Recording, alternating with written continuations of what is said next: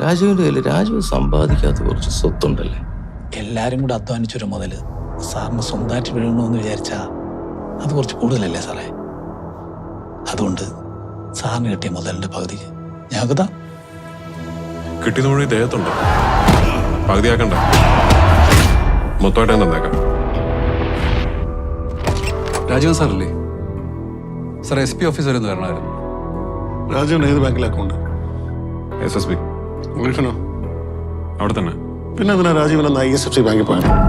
ഈ പറഞ്ഞ രാജീവൻ ഇത് ആദ്യമായിട്ടല്ല വാർത്തകളിൽ നിറയുന്നത്. ഇതിനു മുന്നുള്ള സെക്യൂരിറ്റിനെ ലിഫ്റ്റിലിട്ട്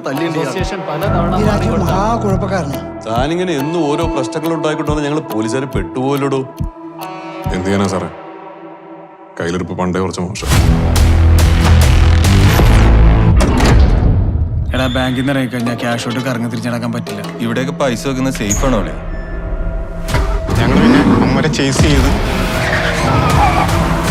2 ദിവസമായിട്ട് ഉമ്മാരുടെ പുറകെ നടക്കുക സാറേ. ഓഫീസിലൊക്കെ പരാതിയില്ല, വീട്ടിൽ കയറാൻ വന്ന് അവർക്ക് ഇച്ചിരി ടെൻഷൻ കൊടുത്താലോ?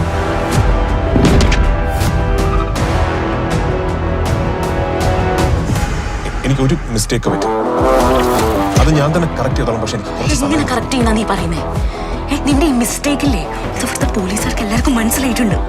അയാൾക്കൊരു ഫാമിലി ഉള്ളതാണ്. മൈ ഫാമിലി, മൈ കിഡ്സ്, അതൊക്കെയാണ് എന്റെ വലിയ കാര്യം. പിന്നെ രാജീവൻ ഒരു ക്രിമിനലാണ്, അത് മീരയ്ക്കും അറിയാവുന്ന കാര്യമാണ്. രാജീവിനൊന്നും പറയാനില്ലേ?